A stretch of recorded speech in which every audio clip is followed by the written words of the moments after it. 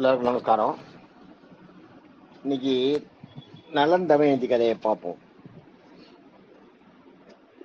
நலன் தமயந்தி கதையில பார்த்தீங்கன்னா, நான் இந்த நலன் தமயந்தி கதை மகாபாரதத்துக்கு முன்னாடி, கொஞ்சம் முன்னாடி, அதாவது ஒரு தலைமுறை முன்னாடி, மகாபாரதத்துக்கு கொஞ்சம் முன்னாடி, ஒரு 100 வருஷம் 150 வருஷம் முன்னாடி நடந்தது. நலன் கதை என்னன்றதை பார்ப்போம். ஆகுகன் ஆகுவி 2 பேர் வேடகுல தம்பதியர். அவங்க காட்டில் வசிச்சுட்டு இருக்காங்க. காட்டில் வசிச்சுட்டு இருக்கும்போது இணைபிரியாத அவங்க தம்பதிகள், ரொம்ப அந்யோன்யமா இருக்கிறவங்க. அந்த தம்பதிகள் இருக்கிறப்ப அந்த காட்டில் வசிக்கும் போது காட்டில் ஒரு முனிவர் வர்றாரு. அந்த பக்கம் முனிவர் அந்த எப்பயுமே காட்டில் முனிவர்கள்லாம் போகும்போது என்ன பண்ணுவாங்க, நடுவில் யாராவது வீடு வச்சிருந்து இருக்கிற மாதிரி பர்ணசாலை வேடுவர்கள் ஏதாவது கட்டியிருந்தாங்கன்னா அவங்கள போய் வாழ்த்திட்டு அவங்களுக்கு ஆசீர்வாதம் பண்ணிட்டு அவங்ககிட்ட தினையெல்லாம் இருந்ததுன்னா வாங்கி சாப்பிட்டு போவாங்க. அது அவங்களுக்கு பழக்கம். காட்டில் எல்லாம் அதுதான் கிடைக்கும். இந்த திணை, அதனால தேனும் திணையுமாவும் சாப்பிட்டு தான் அந்த வேடர்களுக்கும் அவ்வளவு சக்தி இருக்கு. முனிவர்களும் அத்தனை காலம் வாழ்ந்தாங்க. அவ்வளவு தன்னுடைய இதை ஒன்றி அவங்களால அந்த தவெல்லாம் பண்ண முடியுது. இந்த தேனும் திணை மாவுக்கும் அவ்வளவு சக்தி. அது வாங்கி சாப்பிட்டு போவாங்க. அது மாதிரி ஒரு முனிவர் வந்தார். இவங்க வேடுவர் வச்சு அவங்கள ஆதரிச்சு எல்லாம் பண்ணி அவருக்கு என்னென்ன கொடுக்கணுமோ எல்லாம் கொடுத்து சாப்பிட்றதுக்கு எல்லாம் கொடுத்து எல்லாம் பண்ற. அவர் எல்லாம் பண்ணிட்டு நைட்டு நாழி ஆயிடுறது. ராத்திரியில் பெரும்பாலும் ராத்திரியில் 7 மணிக்கு மேலே ட்ராவல் பண்ண மாட்டாங்க முனிவர்கள். நைட்டில் ட்ராவல் பண்ண மாட்டாங்க, பகலில் தான் ட்ராவல் பண்ணாங்க. நைட்டில் 6 மணி இருட்டுறதுக்கு முன்னாடி ஒரு இடம், சரியான இடம், துஷ்டமிருகங்களால் நம்மளுக்கு இடைஞ்சல் இல்லாத இடமா பார்த்து அந்த இடத்துல தங்கியறதுக்கு ஏற்பாடு பண்ணிப்பாங்க வெளிச்சம் இருக்கும்போது. ஏன்னா காட்டில் இருட்டில் எல்லாம் ஒன்றும் தெரியாது. அதனால அந்த அந்த வெளிச்சம் இருக்கும்போதே அந்த இடத்துல ஒரு பரணி மாதிரி ஏதோ ஒன்று கட்டி மேலே ஏறி உட்காந்துக்கிற மாதிரி அது மாதிரிலாம் ஏதாவது பண்ணிப்பாங்க. அவங்களுக்கு அதை குயிக்காக பண்ணுற வழி என்னன்றதும் தெரியும். அதுக்கெல்லாம் சோம்பேறித்தனம் பண்ண மாட்டாங்க. ஏன்னா ராத்திரி பூரா காலம் தள்ளி ஆகணும்னா அப்படிதான் இருக்கணும், வேற வழி கிடையாது. இப்ப எல்லாம் நம்ம பர்மனெண்டா வீடு கட்டிட்டு இருக்கோம். நாடோடியா காட்டுல சுத்துறவங்களுக்கு அப்படிதான். கிராமங்கள்ல நாடுகள்ல சுத்துறவங்களுக்கு அது இல்லை. எங்கேயாவது ஒரு திண்ணை கிடைச்சதுன்னா படுத்துக்கலாம். காட்டுல அப்படி கிடையாது. காட்டுல நீங்க ராத்திரி தங்குறீங்கன்னா ராத்திரி மிருகங்கள்லாம் நடமாடுற நேரம், பாதுகாப்பா நீங்க இடம் ஏற்பாடு பண்ணிக்கணும். அது மாதிரி ஒரு ஏற்பாடு பண்ணிக்கணும். இவரை தனியா அனுப்புறதுக்கு அவங்களுக்கு மனசுல இருந்த ஆகுனாய்க்கு முனிவரை அங்கேயே தங்கிட்டு போகிறதாக. முனிவரும் அங்கேயே தங்குறாரு. தங்கும்போது அந்த ஆகுகி இருக்கிற வீட்டுக்குள்ள என்னன்னா 2 பேர் தான் இருக்க முடியும், சின்ன குடில். அதனால என்ன பண்றாங்க, இவர் அந்த ஆகுகன் வெளியில ஆகுகி உள்ள இருக்க இந்த முனிவரையும் ஆகுகியும் உள்ள படுத்துக்க சொல்றாரு. உள்ள கோயிலுக்கு உள்ள படுத்துக்கிறாங்க. ஆகுகன் வெளியில படுத்துக்கிறான். ஆகுகன் வெளியில படுத்துக்கும் போது ராத்திரி ஒரு புலி ஆகுகனை அடிச்சு கொண்டுடுறது. ஆகுகனை அடிச்சு போட்டு போயிடுறது, செத்து போயிடுறான். ஆகுகன் செத்து போயிட்ட உடனே காத்தால எழுந்து பார்த்தா வெளியில பார்த்தா ஆகுகன் புடமா கிடப்பா. ஆகுகி பார்த்துட்டு ரொம்ப அப்படியே உட்காந்துருவா. அந்த முனிவர் சொல்லுவார், நீ வா, நான் உன்னை இப்போ சொச்ச காலம் நீ உயிர் வாழ்றதுக்கு உனக்கு என்ன தேவையோ அதை நான் ஏற்பாடு பண்ணி தரேன். நீ எங்க இருந்தாலும் உனக்கு பாதுகாப்பா நான் இருக்க. அப்படி தப்பான எண்ணத்துல இல்லை, ஒரு ஹெல்ப் பண்ற மைண்ட்ல கேட்கிறாரு. கேட்ட உடனே அவன் என்ன பண்றா, இல்ல என் கணவன் போனப்புறம் நான் இருக்கக்கூடாது அப்படின்ட்டு என்ன பண்றா, காட்டுல கணவனை நெருப்பு கூட்டி எரிச்சுட்டு இவன் என்ன பண்ணிட்டு மூச்சு அடக்கியே செத்து போறான். சாதாரணமா நம்மளால முடியுமான்னு யோசனை முடிவாங்க. மூச்சு அடக்கி சாகிறதுன்னா அவ்வளவு வீரமான பெண்ணு, அவ்வளவு வீரமான பெண். அந்த ஆகுகி அவ்வளவு உலகத்துல எப்பயும் போராடி ஜெயிச்சு அந்த மாதிரி அந்த எதையும் நடத்தி காட்டுற அந்த அந்த மாதிரி குணம் படைச்சவன் ஆகுகி. அந்த ஆகுகி அவன் என்ன பண்றா, ஒரே இடத்துல நிஷ்டையில உட்காந்து மூச்சை இழுத்து பிடிச்சிட்டு வெளியில விடவே இல்லை. மூச்சு அப்படியே நிறுத்திடுறா. உடம்பு உள்ள இதெல்லாம் சுவாசம் இழுத்து விடாதனால சுவாசம் நின்று போய் செத்து போயிடுறான். அதை பார்த்த முனிவருக்கு ஆச்சரியமாயிடுது. ஒரு பெண் தன்னை தற்கொலை பண்ணிக்கிறது இல்லை, ஏதோ தண்ணியிலயோ நெருப்புலயோ உயிர்ந்து துடிச்சு செத்து போறதுன்னு வேற. தண்ணியில விழறவனும் தற்கொலை பண்ணிக்கும் போது போய் ஒரு போர்ஸ்ல போய் ஏறி குளத்துல விழுந்துருவானே வழியா, தண்ணி வாய்க்குள்ள முழுகும் போது எதையாவது கை தேடும் தப்பிச்சா போறன்றது. அதே மாதிரி நெருப்புல குதிச்சவங்களும் உடம்புல துணி பார்த்து நெருப்பு பத்திட்டு எரியும் போது எப்படியாவது நெருப்பை அணைச்சிட்டு தப்பிச்சா போறோம்னு தான் தோணுமே ஒழிய அப்படியே நின்று பேசாம எரியட்டும் பொறுத்து போன நின்று அப்படியே சாகிறதெல்லாம் பண்ண முடியாது அவங்களால. அவங்களோட உடம்பு துடிக்கும். அது மாதிரி இவன் என்ன பண்றான், இந்த முனிவரும் அவ எப்படி மூச்சு அடக்கி செத்து போறான்றது எவ்வளவு பெரிய தியாகி. அவன் நம்மளால தானே இப்ப அதுக்கு இவ்வளவாச்சு. நம்ம இந்த வீட்டுக்கு வரலன்னா அவ பாட்டு அவ குடும்பம் நன்னா தானே போயிட்டு இருந்தது, நம்மளால ஒரு குடும்பமே அழிஞ்சு போச்சுன்னு அந்த முனிவரும் வேதனைப்பட்டு அவரும் அதே மாதிரி அந்த அவளுக்கு பக்கத்துல மூச்சை அடக்கி அவரும் செத்து போறாரு. இவங்க 3 பேர் செத்து போனப்புறம் இவங்களுக்கு அடுத்த பிறவியில இந்த நிடத மன்னன் ஆகுகன் வந்து நிடத நாட்டு மன்னன் ஆகும், நலன் ஆகும். நிடத நாட்டு மன்னன் நலன்.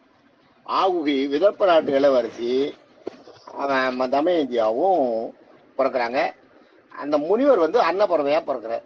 அதான் நலன்கிறது அண்ணன் தூது போய் தமயந்திக்கு சொல்றதா நம்மளுக்கு கதையில இருக்கும். நீங்க இதுல பாத்தீங்கன்னா இருக்கும், நலவன் பால பாத்தீங்கன்னா ஒரு அன்னம் வரும்.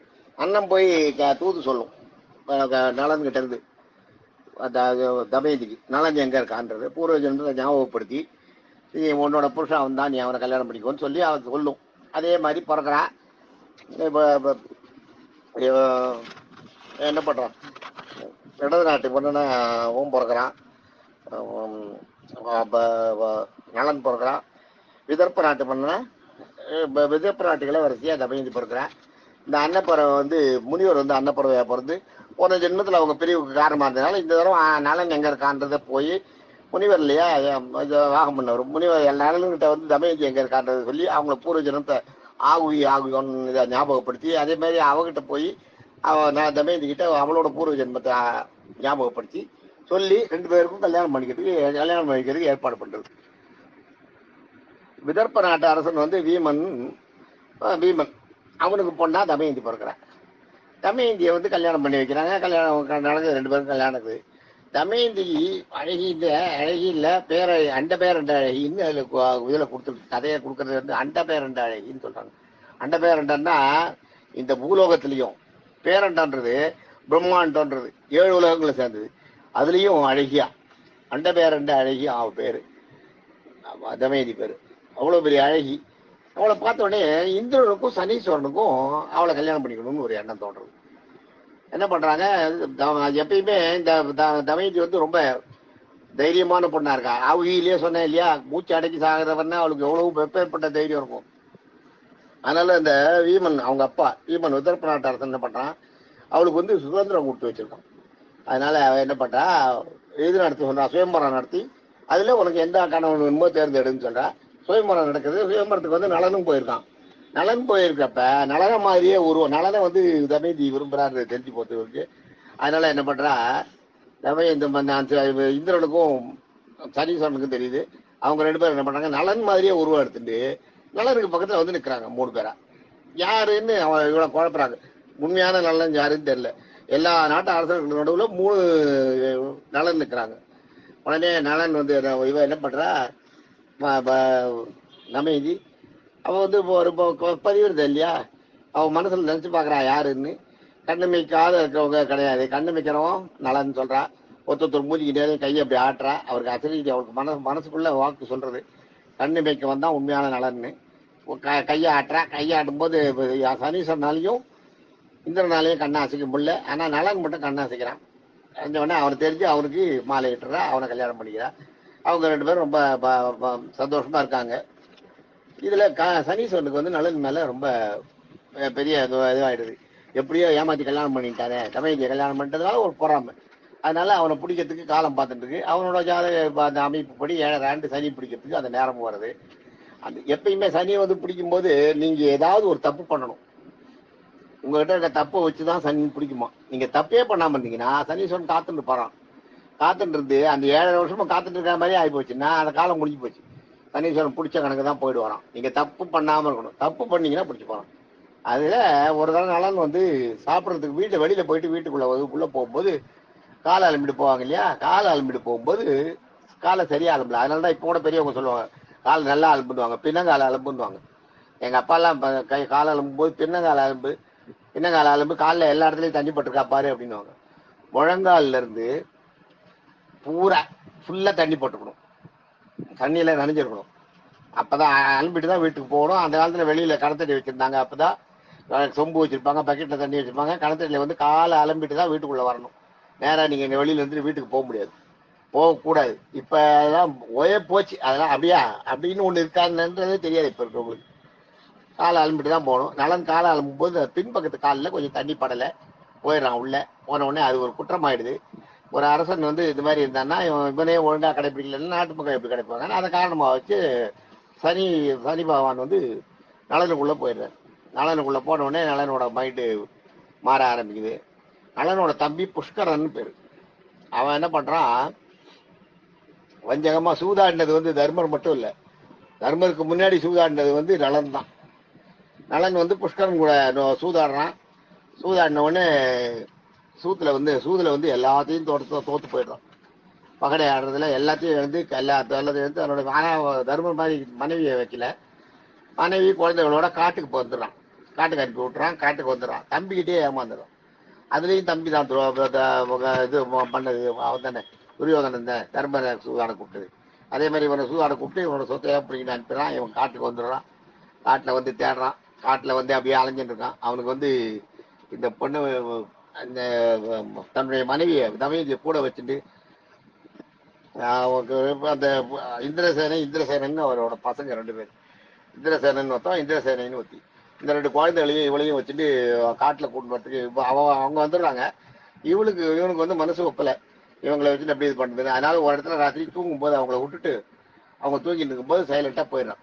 ஒரு பிராமணன் வருவான் அந்த இடத்துல, ஒரு பிராமணன் வருவான். அந்த பிராமணனை கூப்பிட்டு இவங்களை கொண்டு போய் நீங்கள் வந்து விதர்ப்ப நாட்டில் அரசன் அந்த வீமன் கிட்ட கொண்டு போய் விட்டுருங்க இவங்க 3 பேரையும் அப்படின்னு அந்த பிராமணன்கிட்ட சொல்லிட்டு இவன் தனியாக போயிடுறான். அவன் நலன் போன உடனே என்ன ஆகுதுன்னா, இந்த இவ இருக்கா இல்லையா, இவளை வந்து ஒரு மலைப்பாம்பு சுத்திக்கிறது. மலைப்பாம்பு சுத்திட்ட உடனே என்ன ஆகுது, அப்போ வந்து ஒரு வேடன் வரான் அந்த இடத்துல. வேடன் வந்து அந்த மலைப்பாம்பு கொண்டு அவளை காப்பாற்றுறான். காப்பாற்றி அந்த பிராமணன் கிட்ட சொல்லிட்டு போனா அந்த பிராமணன் விட்டு ஓடி போயிடுறாரு. தமயந்தி பண்ணி அவன் என்ன பண்றான், அவளை இது பண்றான். அந்த தமயந்தியை வந்து அந்த வேடன் வந்து தமயந்தி மேல ஆசைப்பட்டு அவளை துரத்துறான். அவங்ககிட்ட இருந்து தப்பிச்சு போய் அப்படியே போய் சேதி நாட்டுல போய் ஒரு பணிப்பெண்ணா சேர்ந்துடுறான். அங்க போய் நாட்டுல அரண்மனையில ஒரு வேலைக்காரி மாதிரி சேர்ந்துட்டு அப்படி குழந்தைகளை வச்சுட்டு காலம் தள்ளிட்டு இருக்கா. அப்புறம் கொஞ்ச நாள் கழிச்சு அதை வந்து வீமனுக்கு தெரிஞ்சு போறது. அந்த நாட்டுக்கு வரும்போது பொண்ணு இங்க இருக்கா. உடனே வந்து வீமன் வந்து அவ அப்பா என்ன பண்றார், தமயந்தி இந்திரசேனன் 3 பேரையும் கூட அழைச்சின்னு போயிடுறாரு. இது அது அப்படியே போய் தமயந்தி போய் அவங்க அப்பா கிட்ட போய் சேர்ந்துடுறான். தமயந்தியை பிரிஞ்ச நலன் என்ன பண்றான், சனி பகவான் தோன்றதுனால கார்கோடகன்ற பாம்பு அவனை கடிக்கிறது. கார்கோடகன்ற பாம்பு அவனை கடிச்ச உடனே அவன் உடம்பு நீளமா மாறிடுது. அவனோட உருவமே மாறி போறது. மாறி போய் காட்டுல சுத்தின்னு இருக்கான். நாளைக்கு அவன் எப்படி போய் சேர்றான், அங்கிருந்து மறுபடியும் தமயந்தி கூட அவன் எப்படி போய் சேர்றான், அவனுடைய பொண்ணு தமயந்தியோட பொண்ணு இந்திரசேனை அவளோட இது எப்படி முடியுது எல்லாம் நாளைக்கு பார்ப்போம். நாளைக்கு பார்ட் 2ல பார்ப்போம். தேங்க்யூ.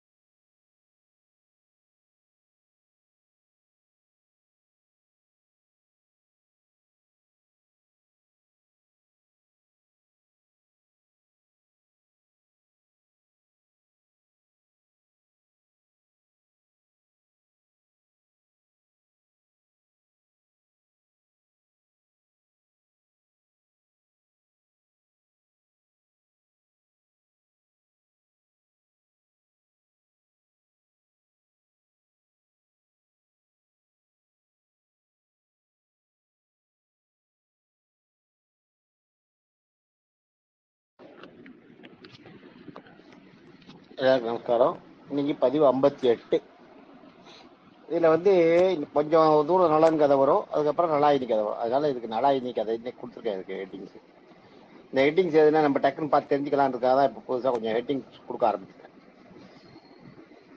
நலனை வந்து கார்கோடகன் கடிச்சிடறான். நலனோட உருவெல்லாம் மாறி போகிறது. அது மாறினோடனே கார்கோடகன் வந்து அதாவது சனீஸ்வரன் தான் கார்கோடகனா மாறி கடிக்கிறது.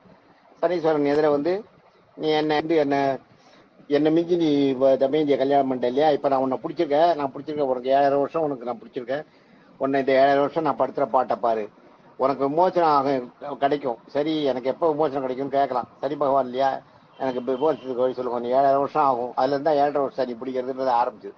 7.5 வருஷம் ஆகும். 7.5 வருஷத்துக்கு அப்புறம் போவேன். நான் வெளியில உன்னை விட்டு நான் நகரத்துக்கு இந்த ஆடை உனக்கு உபாயமா இருக்கும் அப்படின்னு நலன் அப்போ அதுக்கு முன்னாடி சனீஸ்வரன் பிடிக்கிறதுக்கு முன்னாடி போட்டுனா இல்லையா, அந்த ஆடையை சனீஸ்வரன் கொடுக்குறான். நலன் வாங்கி அதை பைக்குள்ள வச்சுக்கிறான், தன்னோட ட்ரெஸ்ஸோட சேர்த்து வச்சுக்கிறான். வச்சுட்டு அப்படியே காட்டு வழியா சுத்திட்டே போறான். போகும்போது அப்ப அயோத்திக்கு இந்த தசரத்துக்கு முன்னாடி பீரியட் அடிக்கிறேன். அயோத்தி மாநகர் அயோத்தி எல்லைக்குள்ள ஒரு சிற்றரசு, அதாவது ரிதுபர்ணன் ஒருத்தன், ரிதுபர்ணன் ஒரு ராஜா. அவங்கிட்ட போய் வேலைக்காரரா சேர்ந்துடும், தேர்ப்பாகனா சேர்ந்துடுறான். அப்படியே காலத்தை தள்ளிட்டு இருக்கான். தமயந்திக்கு வந்து நான் நிறைய நேரங்களில் அப்பா கிட்ட இருக்கா இல்லையா, பீமன் கிட்ட விதர்ப்ப நாட்டில் இருக்கும்போது அவளுக்கு அடிக்கடி நல்ல சகுனங்கள் வந்துட்டே இருக்கு. அதனால அவளுக்கு வந்து நலன் செது போல உயிரோட தான் இருக்கான்றது தெரியுது. அவளுடைய மாங்கல்யத்துக்கு வந்து கெட்டியான சகுனங்கள் எல்லாமே அவளுக்கு கிடைச்சிட்டே இருக்கு. அப்பெல்லாம் சகுனத்தை பார்த்து முடிவு போட்டாங்க, அது சரியாகவும் இருக்கும். உடனே என்ன பண்றா, எப்படி நலனை கண்டுபிடிக்கிறதுன்னு தெரியல, நாள் ஓடிட்டே இருக்கு. இந்த நேரத்துல நான் அப்பா கிட்ட எனக்கு வந்து இப்படியே இருக்க முடியாது, எனக்கு இன்னும் 2வது கல்யாணம் பண்ணி வைங்க, பண்ணி வச்சா நான் அந்த பசங்களை எல்லாம் பார்த்துக்கிட்டு இருக்க முடியும், எனக்கு போறோம்ன்றான். நலன் எப்பயுமே நலன் வந்து தமயந்திக்கு இது நலன் தமயந்திக்கு வந்து நிறைய ஃப்ரீடம் கொடுத்து வச்சுருந்தான். ஆரம்பத்திலேயே உங்களுக்கு அதுதான் சொன்னேன் இல்லையா, ஆகுகன் ஆகுகி, அதுல இருந்து வந்ததுல இருந்து இந்த ஆகுகிக்கே நான் ஆகுகன் வந்து நிறைய வேடன் வந்து நிறைய சுதந்திரம் கொடுத்து வச்சிருந்தான். அடுத்து தமயந்திக்கு நலன் நிறைய கொடுத்து வச்சிருந்தான். அவ அப்பா நிறைய கொடுத்து வச்சு வளர்த்தார் தமயந்திக்கு. அதே மாதிரி நலனும் தமயந்திக்கு நிறைய ஃப்ரீடம் கொடுத்துருந்தான். அதனால நலன் தமயந்திக்கு வந்து ஒரு இன்னொரு கல்யாணம், அப்பா 2வது கல்யாணம் பண்றது, சுயம்பரம் பண்ணிக்கிறதுன்றதெல்லாம் உண்டு. சுயம்பரம் பண்ணிக்கிறேன், எனக்கு இன்னொரு கல்யாணத்துக்கு ஏற்பாடு பண்ணுங்க. உடனே வீமன் வந்து சரி அதுவும் நல்லதுதான், நம்மளுக்கு அப்புறம் இவளுக்கு யாரும் துணை இல்லாத போயிடும், இருக்கட்டும் வரட்டும் சுயம்பரம் பண்ணலான்ட்டு சுயம்பரத்துக்கு 56 தேசத்து ராஜாக்களுக்கும் கொடுக்குறா, பத்திரிகை அனுப்புற. அனுப்பும்போது இந்த ரிதுபர்ணனுக்கும் வருது. ரிதுபர்ணன் என்ன பண்றான், ரொம்ப லேட்டா வருது பத்திரிகை வந்தது, இவாளுக்கு அழைப்பு வந்து லேட்டு. ரிதுபர்ணனுக்கு எப்படியாவது தமயந்தியை கல்யாணம் பண்ணிக்கணும் ஒரு எண்ணம் மனசுக்குள்ள வெறி தோணிடுறது. உடனே இவனை கூப்பிடுறான், சிறந்த தேரோட்டி யாருன்றதெல்லாம் தேடி பார்த்துக்கிறது. கடைசியில நலன் தான் அங்கே தேரோட்டியா இருக்கா இல்லையா, நலனை கூப்பிட்டு சொல்றான், நீ வந்து தேரை வந்து நாளைக்கு காத்தால நீ கொண்டு போய் சேர்த்து ஆகணும் அந்த இடத்துல, அந்த ஊர்ல நாளைக்கு தமயந்தி கல்யாணத்தப்ப நாங்க இருக்கணும் அப்படின்ட்டு நலன் கிட்ட சொல்லிடுறான். நலன் வந்து தேர் எடுத்துன்னு போறான், தேர் ஓட்டுறான். நலன் வந்து தேர் ஓட்டுறதுல ரொம்ப, தேர் ஓட்டுறதுலயும் சமையல் செய்யறதுலயும் அவன் வந்து ரொம்ப ரொம்ப ரொம்ப தேர்ச்சி பெற்றவன். தேர் எடுத்து ஓட்டுறான், தேர்ல வரான். தேர்ல வரும்போதே அந்த ரிதுபர்ணன் மேல உட்காந்துருக்காரு, அவனோட மேல் துண்டு கீழே வந்துட்டான். அதை வந்து நீங்க வந்து நலவன் பால படிச்சீங்கன்னா ஒரு இடத்துல வரும், அது மாதிரி மேலாடை வீழ்ந்தது எடு என்று சொல்வதற்குள் 4 காதம் நகர்ந்ததுவேன்னு வரும் தேர். அதாவது என்னன்னா, மேல உட்காந்துருக்கான இருக்கானே இந்த ரிதுபர்ணன், அவன் வந்து ஐயே துண்டு விழுந்துட்டு கீழே எடுக்கணும் அப்படின்னு நலன்கிட்ட சொல்றதுக்குள்ள பார்த்தா, மேலாடை வீழ்ந்தது எடு என்று சொல்வதற்குள் 4 காதம் நகர்ந்தது. 4 காதன்றது, ஒரு காதன்றது 10 மைல், 4 காதன்றது 4 24, 24 காதன்றது 240 மைல். 240 மைல்ன்றது கிட்டத்தட்ட பாத்தீங்கன்னா 400 கிலோமீட்டர். மேலாடை விழுந்தது எடு என்று சொல்வதற்குள் 4 காதம் நகர்ந்தது. மேலாடை விழுந்துட்டு எடுன்னு சொல்றதுக்குள்ள 400 கிலோமீட்டர் போயிட்டான் அந்த தேர். அவ்வளவு தேரை வந்து இயக்கத்துல விற்பனன். தேர் சக்கரம் தலையில படாதையே ஓட்ட முடியுமா அவனால, அவன் அந்த மாதிரி ஓட்டின்னு போறான். அந்த மாதிரி அடிச்சு தள்ளி தேரை ஓட்டின்னு போய் சேர்த்துறான். தேரை ஓட்டின்னு போய் ராத்திரி கிளம்பி தேரை ஓட்டின்னு போய் காத்தால சேர்த்துறான் இல்லையா. சேர்த்த உடனே அங்க போய் சொல்றான், நாட்டுக்கு போயிடுறான். இவனை தேரை வந்து தேர்ப்பாகனே குதிரைகளோட உள்ள விட்டுட்டு அவன் ராஜா உள்ள போறான். ராஜா அந்த வீமன் இந்த நலனோட அமைதியோட அப்பா வரவேற்கிற எல்லாம் இது பண்ணணும் வந்து, நீங்க எவ்வளவு விட்டு எப்படி வந்தீங்க, நீங்க ஆச்சரியமா இருக்க, எவ்வளவு சீக்கிரம் வந்தீங்கன்னு கேட்டப்ப என்னுடைய தேர்ப்பாகன் அப்படி. அப்பதான் இதை சொல்றாரு, நான் என்னோட மேல டவல் விழுந்துட்டு எடுன்னு சொல்றதுக்குள்ள 400 கிலோமீட்டர் வந்துட்டு தேர். அதனால அந்த மாதிரி ஒரு அதிசாமர்த்தியமான ஒரு தேர்ப்பாகன் எனக்கு இருக்கான், அவனால தான் நான் வந்தேன்றான். இந்த செய்தியை தமிழ்லையும் கேட்டுருக்கான். அந்த மாதிரி ஒரு தேர் ஓட்டுற நிபுணன் யாருன்னா நலன் தான், வேற யாரும் இல்லை. அவளுக்கு தெரியறதுனால நான் சந்தேகப்படுறான். அப்புறம் வெளியில வந்து பாக்குறா. பார்க்கும்போது நலன் வந்து தேர்கொட்டடையில இருக்கான். தேர்கொட்டடையில இருக்கும்போது நலன் நலன் அங்க இது பண்ணிட்டு இருக்கான். அப்ப என்ன பண்றா, நலன் வந்து அந்த தேர்ப்பாக தனக்கு சமைச்சு தான் சாப்பிடணுன்றதுக்காக அங்க இருக்க ஈர விறகை வச்சு, விறகே இல்லை, ஈர விறகு இல்லை, விறகே இல்லாம அந்த அக்னி மந்திரத்தை சொல்லி அக்னி வர வைக்கிறான். அக்னி எரியறது, தலையாகிறது. இலையை பண்ணி சாப்பிட்றோம். இதை வந்து தமயந்தி ஓரமா இருந்து பார்த்துறான். ஏன்னா முதலே தெரியும் நலனுக்கு என்னோட குவாலிட்டி என்னன்னு. முதல்லயே தேர வேகமாக ஓட்டு வந்ததை கேட்டு சந்தேகப்பட்டு தான் வந்து எட்டி பார்க்குறேன். பார்க்கும்போது இவன் வந்து நெருப்பு இல்லாத இது விறகு இல்லாத அக்கினி வேற வச்சு சமையல் பண்ணுறான்றதை பார்த்த உடனே இவன் தான் நலன்றது பிடிச்சிருவேன். உடனே அவளோட பொண்ணு இருக்கா இல்லையா, பொண்ணு புள்ள, அவங்க 2 பேரையும் அவன் போய் அவனை போய் இது பண்ண சொல்கிறேன். அந்த நலனை வந்து அப்ரோச் பண்ண சொல்கிறேன். நலன்கிட்ட போகிறேன். நலன்கிட்ட அந்த 2 குழந்தைகளும் போகிறது. போன உடனே அவன் வந்து நீங்கள் யாருன்னு கேட்குறான். இந்த மாதிரி நான் வந்து என் பேர் இந்திரசேனன், இவன் பேர் இந்திரசேனன், நான் தமயந்தியோட பொண்கள் பிள்ளைகள்ட்ட உடனே நலனோட குழந்தைகள் தானே தூக்கி கொஞ்சம் தூக்கி கையில் வச்சுன்னு கொஞ்சம் நான் தமயந்தி கன்ஃபார்ம் ஆகிடுது அவன் தான். அதுக்கப்புறம் தமயந்தி போய் ராஜா கிட்ட சொல்லி வீமன் கிட்ட நான் இந்த இதை பண்ணதுக்கு பிளானே இதுதான், நலனை வர வைக்கணுன்றதுக்காக தான் நான் சுயமரம் 2வது மறுமணத்துக்கு சொன்னேன். இப்போ நலன் வந்துட்டான், எனக்கு அவனை கல்யாணம் பண்ணி வச்சிருக்கோன்னு சொல்கிறேன். அப்புறம் நான் அவனும் சொல்கிறான், எல்லா ராஜாக்களையும் வந்து இந்த ராஜாக்களை எல்லாம் சொல்கிறான், கூப்பிட்டு ராஜாக்கள் கிட்ட எல்லாம் ராஜாக்களிடம் கூப்பிட்டு சொன்னோடனே ராஜாக்கள் வந்து ஒத்துக்கிறான். ஏன்னா முதல் புருஷன் வந்திருக்கான் இல்லையா, தெரியுது அவன் தான் நியாயமாக இருக்க வேண்டியவன். அதனால அது தெரிஞ்சிருது. தெரிஞ்சவொடனே கல்யாணம் நடக்கிறது. ரொம்ப நாளா கல்யாணம் பண்ணி வைக்கிறா. அந்த அந்த கல்யாணம் அந்த ராஜாக்கள் வந்திருந்தா இல்லையா, அவங்கள வச்சுட்டு அந்த கல்யாணம் நடக்கிறது. அவங்கள வச்சுட்டு கல்யாணம் நடந்து ரொம்ப நாளாக நடக்குது. அப்புறம் என்ன பண்ணுறான், அந்த அந்த கல்யாணம் நடந்து அவங்க வந்து ஆட்சி செய்யறான். நலன் ஆட்சி செய்யும்போது என்னன்னா, வீமன் வந்து வீமன்கிட்ட நலன் வந்து எனக்கு வந்து உங்கள் நாட்டு படையை கொடுங்க அப்படின்னு கேட்குறான். படையை கொடுக்குறான். படையை கொடுத்துருவோம். அந்த படையை எடுத்துட்டு போய் அந்த புஷ்கரனோட தம்பி இருக்கான் இல்லையா, தம்பிக்கிட்ட சண்டைக்கு போகிறான். நலன் போய் சண்டைக்கு போய் தம்பியை சண்டை போட்டு சண்டையில் தம்பியை தோக்கடிக்கிறான். தம்பியை தோக்கடிச்சுட்டு அவனுடைய நாட்டை மீட்டுறான். நெடுநாடு அவனோட நாடு இல்லையா, அவனோட நெடுநாடு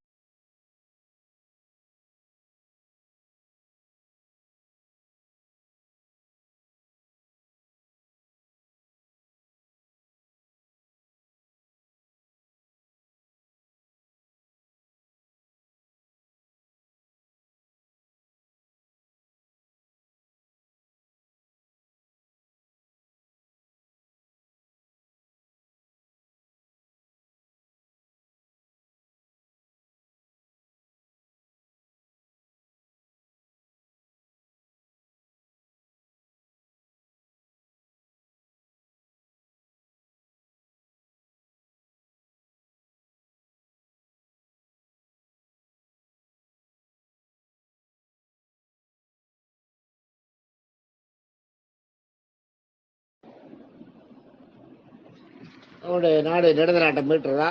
மீட்டு அப்புறம் என்ன ஆட்சி பண்ணிட்டு வரா. அவளோட பண்ண அந்த இந்திரசேனை இருக்கா இல்லையா, அந்த இந்திரசேனைக்கு நலாயினின்னு ஒரு பேர். அந்த இந்திரசேனையை இருக்க சொல்றாங்க. அவளுக்கு கல்யாணத்துக்கு பார்க்குறான். அவளே இந்திரசேனை வந்து அவ்வளோ பெரிய அழகி. நலாயினி வந்து அதிரூப சுந்தரி, தமயந்தியை விட அழகி. அவளை பார்க்கறதுக்கு எல்லா நாட்டு ராஜாக்களும் வர. அந்த அவளுக்கும் ஃப்ரீடம் கொடுத்துருக்கான். அவன் அம்மாவுக்கு கொடுத்த மாதிரியே நலன் வந்து அந்த இந்திரசேனைக்கும் ஃப்ரீடம் கொடுத்துருக்கான். நலாயினிக்கும் நீ உன் இஷ்டமா உன் கணவரை தேர்ந்தெடுத்துக்கலாம் அப்படின்னு. அதே மாதிரி அவ என்ன பண்றா, எல்லா ராஜாக்களும் வரா, எத்தனையோ ராஜாக்கள் வரா. எல்லாரையும் அவன் வேண்டாம், இது வேண்டாம், அது வேண்டாம், எதையோ ஒன்று காரணத்தை சொல்லிட்டா. அவனுக்கு அழுத்து போறதுனால எனக்கு உடனே என்ன பண்ணான், ஊருக்கு வெளியில கன்னி மாடம் கட்டி வச்சு அதில் நிறைய தோழிகளை எல்லாம் வச்சு பொண்ணை கொண்டு போய் அங்க வச்சுட்டு, நீயே தேர்ந்தெடு, நீ எந்த மாப்பிள்ளையை தேர்ந்தெடுத்து நீ சொல்றியோ மாப்பிள்ளையை தேர்ந்தெடுத்தேன்னா இந்த நம்ம ராஜாங்க முத்திர மோதிரம் கையில் தரேன். இப்ப அந்த முத்திர மோதிரத்தை கையில வச்சுக்கோ. நீ யாரை தேர்ந்தெடுக்கிறியோ அவங்ககிட்ட இந்த முத்திர மோதிரத்தை கொடுத்து அனுப்பு. நான் அவனை உனக்கு கல்யாணம் பண்ணி வச்சிடறேன் அப்படின்னு சொல்லிட்டு நலன் நான் ராஜ பரிபாலனம் பண்ணும் இல்லையா, அதனால ராஜாகத்துக்கு ராஜ பரிபாலனம் பண்றதுக்கு போயிடுறான். இந்த நேரத்தில் என்ன பண்றார், மௌட்கல்யர்னு ஒரு மகரிஷி. மௌட்கல்யர் என்ன பண்றார், நலன் கிட்ட வர்றார். மௌட்கல்யர் பெரிய தபஸ்வி. அவர் வந்து நலன் கிட்ட வர்றார். நலன் கிட்ட வந்து உங்க பொண்ணை எனக்கு கல்யாணம் பண்ணி கொடுன்னு கேட்கிறார். ராஜாக்கள் வர நலன் வந்து எல்லா அவருக்கு தேவையான எல்லா மரியாதையும் பண்றான். பொண்ணை கல்யாணம் பண்ணி கொடுக்குன்னு கேட்கும்போது அவனுக்கு மனசுக்குள்ள சிரிப்பு வருது. அவன் மனசுக்குள்ள சிரிக்கிறத பார்த்து இவர் சிரிச்சுக்கிறார் மனசுக்குள்ள. நீ சிரிக்கிறியா, சரி சரி அப்படின்ட்டு கேட்குற. கேட்ட உடனே அவனால ரிஷி எல்லாம் கேட்கறது இல்லைன்னு சொல்ல முடியாது, சொல்லக்கூடாது. அதனால இது மாதிரி நான் என் பொண்ணுக்கு சொல்லியிருக்கேன், அவகிட்ட முத்திர முகத்தை கொடுத்துருக்கேன். நீ ஏத்துக்கிற மாப்பிள்ளையை கொண்டு எனக்கு அந்த வந்து ஏத்துக்கிற மாப்பிள்ளை கிட்ட முத்திர முகத்தை கொடுத்ததுக்கு நான் அவனை கல்யாணம் பண்ணிக்கிறேன்னு சொல்லியிருக்கேன். அவன் ஒத்துனால்னா நான் எனக்கு ஒன்றும் இல்லை அப்படின்னு. ஏன்னா அந்த ரைட்ஸ் அவங்களுக்கு இருக்கு. பெண்கள் சொல்லலாம் பண்ணிக்கலாம், பண்ணிதான் மாட்டேன்னு. ஆனா அவனோட அப்பா ராஜா வந்து சொல்லக்கூடாது, பண்ணி தர மாட்டேன் அப்படின்னு ரிஷிகளுக்கு சொல்லக்கூடாது. அந்த பெண்களுக்கு அந்த சுதந்திரம் கொடுத்துருந்தான். அவன் என்ன பண்றான், இவர் என்ன பண்றான், மௌத்தலி மகரிஷி அந்த அவருக்கு கன்னி மாடன்றது அரசியல் இளவரசியை தவிர வேற யாரும் இருக்க மாட்டாங்க அங்க. அந்த அதே மாதிரி அவ கூட இருக்கிற அந்த எல்லா நட்புகள்லாம் இருக்காளே, அவன் எல்லாருமே கன்னியா இருப்பான். அதான் கன்னி மாடன்றது. அதான் கன்னி மாடன்றது என்னன்னா, கல்யாணம் ஆகாத இளவரசியை ஒரு தனி மாளிகை கட்டி கொடுத்து அவளுக்கு சேவை செய்யற எல்லாரையுமே கல்யாணம் ஆகாதவங்களா கூட வச்சிருக்கிறது தான் கன்னிமாடம் பேர். அந்த கன்னிமாடத்துல இவ இருக்கா. இந்த மௌத்தல்ய மகரிஷி பெரிய ரொம்ப அதிரூப சுந்தரனா ஒரு உருவம் எடுத்துட்டு, ரொம்ப அழகான ஒரு வாலிபனா உருவம் எடுத்துட்டு அங்க போறான். அங்க போனோடனே அந்த பயங்கர அவனோட அழகுல மயங்கிட்ட என்ன பண்றா, போய் நலன் கிட்ட சொல்றான், இவகிட்ட தமயந்தி கிட்ட, இது மாதிரி ஒரு இவன் இருக்கான், வந்திருக்கான், ரொம்ப பயங்கர அழகா இருக்கான், ஒரு ஒரு ஆள் ஒரு ஆம்பளை வந்திருக்கான், ஒரு வாலிபன் வந்திருக்கான்றா. அவளுக்கு மனசுல ஒரு எண்ணம் வருது, எட்டி பாக்குறா. பார்த்த உடனே மனசை பறி கொடுத்துறான் அவனோட அழகுல. உடனே என்ன பண்றா, அவளாவே அந்த தங்கையில இந்த புத்திர மோகத்தை கொடுத்து, அந்த புத்திர மோகத்தை அவங்ககிட்ட கொடுத்து, இதை கொண்டு போய் எங்க அப்பா கிட்ட கொடுக்க சொல்லு, கொடுத்தா என்ன கல்யாணம் பண்ணி வைப்பாருன்னு அவர்கிட்ட சொல்லுன்றா. கொண்டு கொடுக்குறா. கொடுத்த உடனே சரி அப்படியே ஆகட்டும் அப்படின்ட்டு புத்திர மோகத்தை வாங்கிட்டு வரான். வாங்கிட்டு நலன் கிட்ட கொடுத்துறான். நலன் கிட்ட கொடுத்தா, நலன் வந்து ராஜா இல்லையா, சொன்ன வாக்கு தவற முடியாது. அதான் நலனுக்கு பயங்கர சந்தேகம், நீ இப்படி எப்படி இந்த பொண்ணு எவ்வளவு பெரிய ஆளை எல்லாம் நம்ம கொண்டு வச்சோம், பெரிய பெரிய ராஜாக்கள்லாம் வந்தா எல்லாரையும் விட்டு கடைசியில ஒரு வயசான ஒரு விஷயம் கல்யாணம் பண்ணிக்கிறதுக்கு ஒத்துட்டு கொடுத்து வச்சிருக்காளே அப்படின்ட்டு. இருந்தாலும் ஒன்றும் சொல்ல முடியல. கல்யாணத்துக்கு எல்லா ஏற்பாடும் ஆறுது. கல்யாணத்துக்கு முன்னாடி இவளுக்கு தெரியுது நம்ம கல்யாணம் பண்ணிக்க போறது வந்து அந்த அந்த அந்த மாதிரி ஒரு சுந்தர புருஷன் இல்லை, வந்து மௌத்தல்ய ஒரு ரிஷி அப்படின்னு. இருந்தாலும் தன்னுடைய வார்த்தை தான் வந்து புத்திரமுகத்தை கொடுத்து அமைச்சது, தன்னோட அப்பா ஒத்துண்டது, தன்னோட அப்பா வார்த்தையை காப்பாற்றணும், தானும் முதல்ல ஒத்துண்டதை காப்பாற்றணுன்றதுக்காக ஒத்துக்கிறா கல்யாணத்துக்கு. கல்யாணம் ஆறுது. ஆன உடனே இவள் இந்த நலாயினிய அந்த மௌத்தல்ய மகிழ்ச்சி காட்டுல கூட்டின்னு போறேன், நீ வர வேண்டாம், நீ இங்கே இரு, காட்டுல எல்லாம் உன்னால வந்து இது பண்ண முடியாது, நான் அப்பப்போ வந்துட்டு போறேன்னு சொல்றேன். இல்ல இல்ல நான் உங்க கூட வருவேன்னு பிடிவாதமா வரா. எல்லாத்தையுமே தமயந்தி மாதிரியே நலாயினிக்கு விரும்பு ஜாஸ்தி, கூடயே வரா. கோபக்காரி பட் அதீத பக்த, சிவபக்த, ரொம்ப பக்திமான். அவன் என்ன பண்றா, போறா பின்னாடியே. அவன் அவங்க கூடயே போறா. பலவிதமான கஷ்டங்கிறார் மௌத்தல்யர். இவன் அப்பதான் திருப்பி நாட்டுக்கு போயிடுவா அப்படின்னு அவர் கொஞ்சம் தப்பு பட்டா மாதிரி ஃபீல் பண்றாரு. இருந்தாலும் அவளை சோதிக்கணும்ன்றது. மௌத்தல்யர் நிறைய சோதனை பண்றாரு. அவளை பண்ணிட்டு அவளை எல்லாம் பண்ணிட்டு கடைசியில என்ன பண்றாரு, குஷ்டரோகி, தனக்கு குஷ்டம் வந்த ஒரு ஆம்பளை மாதிரி ஆக்கிக்கிறார். அவர் பெரிய ரிஷி, ஞானி அவர். ஆன உடனே அப்பயே அவ உடலை அவரை ஒரு கூடையில எடுத்து வச்சுட்டு, அவரால் நடக்க முடியாத கைகாலெல்லாம் அழுகி பொண்ணா கொட்டுறது, கூடையில தூக்கி வச்சுட்டு ஊர் ஊரா போறது, அங்கங்க அவளை வச்சுட்டு காப்பாத்துறது, இருக்கிற பழஞ்செடி பழங்களை பறிச்சு கொடுக்கறது, யாராவது தானம் கொடுக்குறவாக்கிட்ட கேட்கறது, இப்படி காலத்தை ஓட்டிட்டு இருக்கா. தன்னோட அப்பா கிட்டே வராது, தன்னுடைய பிடிவாதமா அதை பண்ணிட்டு இருக்கா. இந்த நேரத்துல இந்த மௌத்தலி மகரிஷி அந்த குஷ்டரோகம் வந்த ஒரு ஆம்பளையா உள்ள இருக்காரு இல்லையா கூடையில, நான் வந்து தாசி வீட்டுக்கு போகணும், கூட்டின்னு போய் என்ன அப்படின்ற. எந்த பொண்ணு ஒத்துப்பா, எந்த மனைவி புருஷன் வந்து தாசி வீட்டுக்கு போகணும்னு உடனே சரின்னு கூட்டின்னு போய் அனுப்புறவா, கூட்டின்னு போய் அங்க விட்டுட்டு கூட்டின்னு வரவா யாரு இருக்கா? இவ பண்றான். இவன் நேரா தூக்கின்னு போறா. அங்க போய் கொடுக்கும்போது அந்த தாசிக்கு வந்து 1000 பொற்காசுகள்னு எல்லாரும் சொல்றா. என்ன பண்றதுன்னு தெரியல, 1000 பொற்காசுகள் இவர்கிட்ட இல்ல கொடுக்கறதுக்கு. அதனால என்ன பண்றா, இவரை மௌத்தலி மகரிஷி ஒரு இடத்துல உட்கார வச்சுட்டு இவன் என்ன பண்றா, தினம் அந்த தாசி வீட்டுக்கு போய் வாசல்ல கோலம் போட்டு வரா. அவன் எழுந்து வரத்துக்கு முன்னாடி அவன் என்ன பண்றான், தாசி தினம் காத்துல போய் உடனே எழுந்து பாக்குறா, வாசல பெருக்கிட்டு கோலம் போட்டுருக்கு. யாரு இது பண்றான்னு அப்படியே 2-3 நாள் பார்த்தா. 3வது நாள் அதனால ஒளிஞ்சிட்டு பார்த்தா இது மாதிரி ஒரு லேடி வந்து பண்ணா பிடிச்சிடா. டக்குன்னு அவளை பிடிச்சிடா. லேடியை பிடிச்சிட உடனே நீ என்ன, ஏன் இது மாதிரி பண்ற, ஏன் இந்த மாதிரி எல்லாம் போட்டுருக்க அப்படின்னு கேட்ட உடனே அப்புறம் அவன் சொல்றா, இது மாதிரி என் புருஷன் வந்து உங்ககிட்ட வரணும்னு ஆசைப்படுறாரு, இது மாதிரி என்கிட்ட பணம் இல்லை, அதனால என்ன. இப்படி கூட ஒரு பொண்ணு உலகத்துல உண்டான அவ அதிசயிச்சு போறா. அவன் வந்து பத்தினிகளை மதிக்கணும். அந்த காலத்து தாசிகள்னா அந்த தொழில் காரணமா தான் அதுல இருந்தாங்க வழி, அவங்களோட மனசும் அவங்களோட இதுவும் வந்து ரொம்ப நல்லா இருக்கும். சரி கூட்டிட்டு வான்றா. கூட்டு வந்து பார்த்தா குஷ்டரோகியா இருக்கு. இருந்தாலும் தாசி என்ன பண்றா, நலாயினிக்கு வாக்கு கொடுத்துட்டோமே அப்படின்றதுக்காக அவரை கூட அந்த இதவரை சேர்த்து வச்சுக்கிறான் கூட. நாள் பூரா சேர்ந்திருக்கா. மறுநாள் காத்தால எழுந்திருக்கும் போது அவன் வந்து தன்னுடைய அந்த ரிஷி மௌத்கல்ய மகரிஷி ரூபத்தை எடுத்து காமிச்சிட்டு அவகிட்ட தாசிக்கிட்ட, நீ வந்து அதெல்லாம் வருத்தப்படாத, நான் வந்து அந்த மாதிரி குஷ்டரோகி எல்லாம் கிடையாது, ஆனா இவ்வளவு சோதனை பண்ணிட்டு இருக்கேன், ஆனா இந்த விஷயத்தை யார்கிட்டையும் சொல்லக்கூடாது, அவகிட்டையும் சொல்லக்கூடாதுன்னு சொல்லிட்டு மறுபடியும் குஷ்டரோகியா மாதிரி வந்துடுற. ஆனா தாசி கூட சேரும்போது, தாசி கூட ராத்திரி கூட போய் இருந்தா இல்லையா, தாசி கூட இருந்த அப்ப எல்லாம் வந்து குஷ்டரோகியா தான் இருக்கார். விடிய காத்தால் தான் அவர் தன்னோட சுய உருவத்தை காமிச்சு போட்டார். தாசிக்கும் பொறுமை இருந்தது, தாசிக்கும் இது ஒரு சோதனை சொல்ற. அதுக்கப்புறம் அந்த தாசி என்ன பண்ணிடுறா, அன்னில இருந்து தாசி தொழிலையே விட்டுறா. ஒரு பதிவிருத்த புருஷனுக்காக இவ்வளவு பெரிய காரியங்களை செய்யறா. இப்படியாப்பட்டவளை வந்து நம்ம வந்து எப்படி பண்ணிட்டோம் அப்படின்ட்டு அந்த குஷ்ணரோகியா மறுபடியும் மாறி நலாயினி கிட்ட கொண்டு விடுறா தாசி. கொண்டு விட்டவ அவளுக்கு இந்த விஷயம் புரியுது. நலாயினியை பாக்குறா, இவன் எவ்வளவு பெரிய பதிவிருத்த, நம்மளாம் இவளுக்கு எந்த ஈடு, நம்ம வந்து கற்ப எழுந்துட்டு நம்ம இப்படி உட்காந்துருக்கோம், நம்மளாம் இனிமே உயிர் வாழ்றதே வேஸ்ட், நமக்கு இந்த தொழிலும் வேண்டாம் ஒண்ணு வேண்டாம், இறைவா என் உயிரை எடுத்துக்கோன்றா. உயிர் செத்து போயிடா. இது செத்து போன உடனே நலாயினி என்ன பண்றா, என் புருஷனுக்காக தான் இவளுக்கு இது மாதிரி ஆச்சு, அதனால ஈஸ்வரனை பிரார்த்தனை பண்ணி இவளுக்கு மோட்சத்தை கொடு, இவளுக்கு உயிரை கொடு, இல்லாட்டா மோட்சத்தை கொடுன்றா. அப்புறம் இப்ப ஈஸ்வரன் வரார், வந்து கேட்கிறார், தாசிக்கிட்டையும் கேட்கிறார், நலாயினி கிட்டையும் கேட்கிறார், உனக்கு என்ன வேணும்னு. நலாயினி வந்து அவ என்ன கேட்கறாளோ கொடுத்துருங்க, அவளுக்கு உயிரை கொடுங்க இல்லாட்டா மோட்சத்தை கொடுங்க. உயிரை கொடுங்கன்னு கேட்கிறா. அவ வந்து எனக்கு பிறவி வேண்டாம், என் பிறவி முடிஞ்சு போச்சு அவ்வளவுதான் அப்படின்ற. உடனே சரி உன்னை மோட்சத்துக்கு கொடுக்குறாரு, மோட்சத்தை கொடுத்துரு. ஈஸ்வரன் வந்து அவ பக்கத்திலேயே கூப்பிட்டு இந்த தாசியை வைக்கிறார். நலாயினி இந்த உத்தரி மகிழ்ச்சி புருஷனை கூட்டு நலாயினிக்கு தரேன்னு கூப்பிடுறாரு. ஆனா நலாயினி வேண்டான்னுன்றா. ஏன்னா என் புருஷன் இருக்கான், அவனுக்கு சேவை பண்றதுக்கு யாரும் இல்லை, அதனால அவருடைய சேவை முடிஞ்சப்பறம் நான் வந்து உங்களை சேர்றேன்னு ஈஸ்வரன் கிட்ட சொல்லிடுறேன். சொல்லிட்டு இந்த தூக்கிட்டு போறேன். மறுபடியும் இந்த குஷ்டரோகி அந்த மௌத்தல்ய மகரிஷிய கூடையில தூக்கிட்டு போயிட்டே இருக்கான்.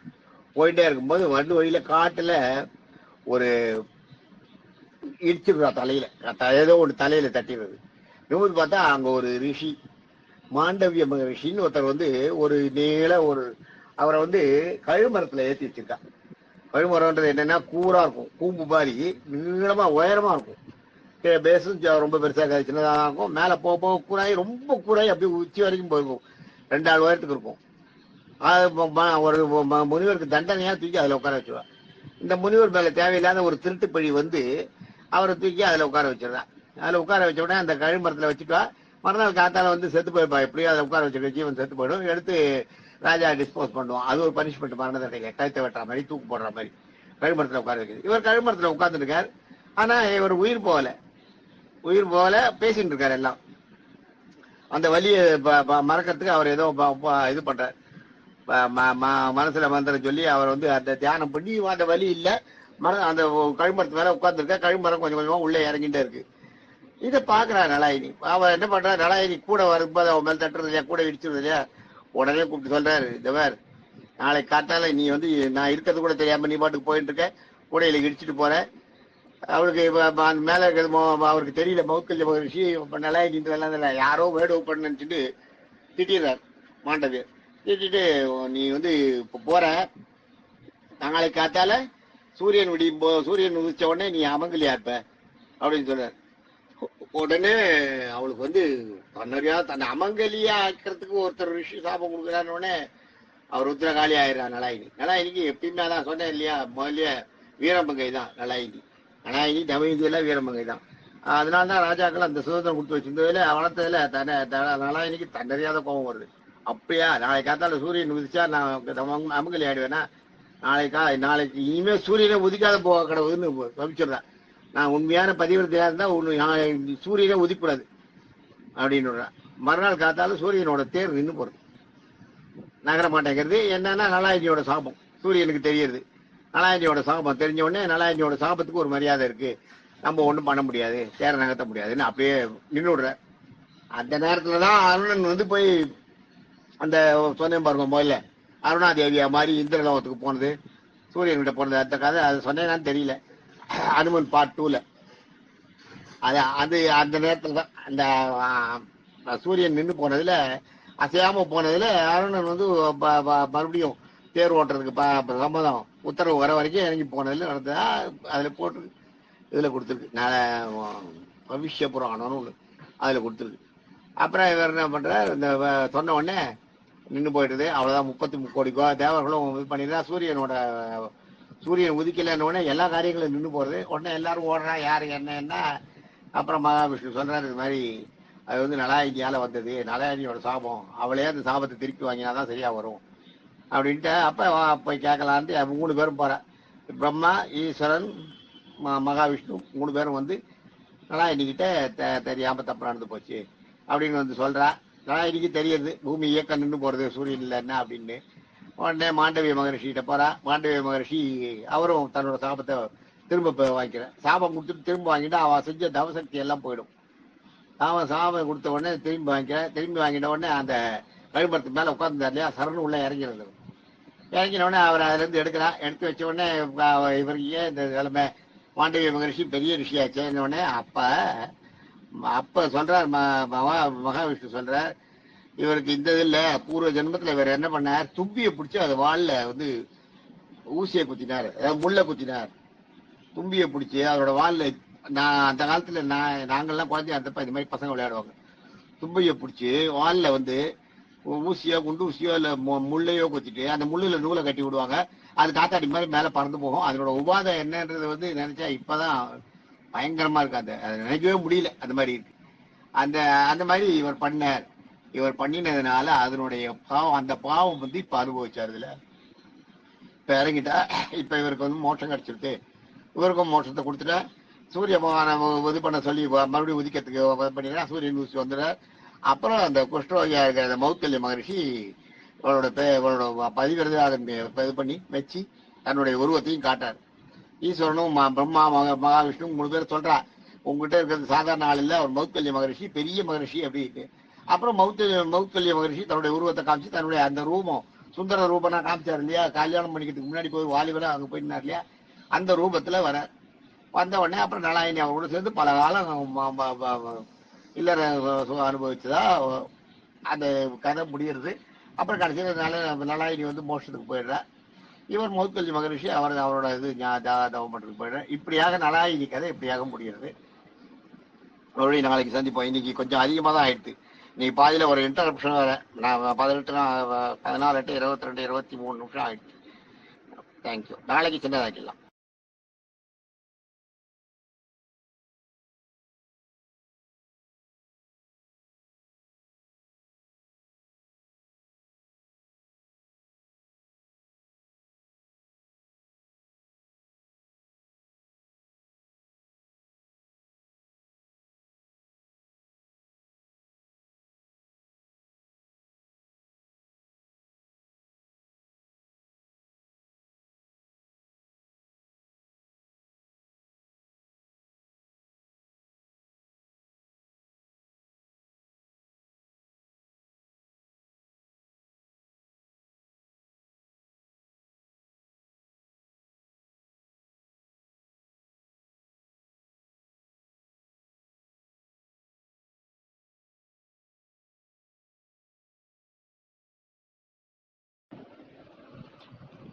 நலாயினி அந்த தாசி மோட்சத்துக்காக 5 நிலைகள்ல ஈஸ்வரன் நோக்கி இது பண்றான், தவம் இருக்கான். 5 நிலைகள்லன்னா, ஒண்ணு தரையிலேயே படாம, இன்னொன்னு நெருப்புக்கு நடுவுல, இன்னொன்னு தண்ணிக்கு நடுவுல, இன்னொன்னு தன் உருவமே தெரியாம மறைச்சுட்டு ஆகாயத்துல. இந்த மாதிரி 5 பஞ்சபூதங்களையும் கண்ட்ரோல் பண்ற மாதிரி இருக்கிற அந்த 5 நிலைகள்ல பண்ற. அதனால அவளை என்ன பண்ற, அவளை வந்து ஈஸ்வரன் வந்து ஆசீர்வாதம் பண்ணிட்டு அந்த தாசிக்கு மோட்சம் கொடுத்துட்டு, இவளுக்கு வந்து நீ 5 நிலைகள்ல இருந்து இது பண்ணதுனால, நீ தவம் பண்ணதுனால அடுத்த பிறவில இவ தவம் பண்றதே என்னன்னா, அந்த தாசிக்கு மோட்சம் கொடுக்கணும், இந்த அவளோட புருஷன் நல்லபடியா ஆகணும் அப்படின்னு. அதனால 5 நிலைகள் பண்ணத அடுத்த பிறவில நீ 5 கணவன்மார்களை அடைவ அப்படின்னு சொல்லி அவர் ஈஸ்வரன் வந்து வரம் கொடுக்குறார். அந்த இந்த திரௌபதி நலாயினியோட அடுத்த பிறவிதான் திரௌபதி. 5 புருஷனுக்கு மனைவி ஆகிறதுக்கு காரணம் அதுதான். 5 நிலைகள்ல இருந்து இவ தவம் பண்ணதால 5 கணவர்களை நீ அடைவேன்னு அவர் தவம் அவருக்கு கொடுக்குறாரு. எல்லா நிலைகள்லையும் நான் உனக்கு வந்து அந்த நீ கேட்ட வரத்தை கொடுத்துட்டேன், உன் கணவன் இருப்பாருன்னு அவர் உன் கணவன் நன்னாவாது 5 நிலைகள்லையும் நான் கொடுத்துட்டேன். ஆனா அது உனக்கு தெரியல, நீ 5 நிலைகள்ல இருந்து பண்ணீங்க. அதனால உனக்கு 5 கணவர்கள் அடுத்த ஜென்மத்துல கிடைப்பாங்கன்னு சொல்லி சொல்றாரா பவிஷ்ய புராணத்துல கொடுத்துருக்கு. அதுக்கு அடுத்த பிறவி பஞ்சபாண்டவர்கள் திரௌபதியா பிறக்கிறது. இந்த நிகழ்வு நலாயினோட நிகழ்வு ஜஸ்ட் பாரதம் ஆரம்பிக்கிறதுக்கு முன்னாடி, அதுக்கு முதல் ஜெனரேஷன். தேங்க்யூ.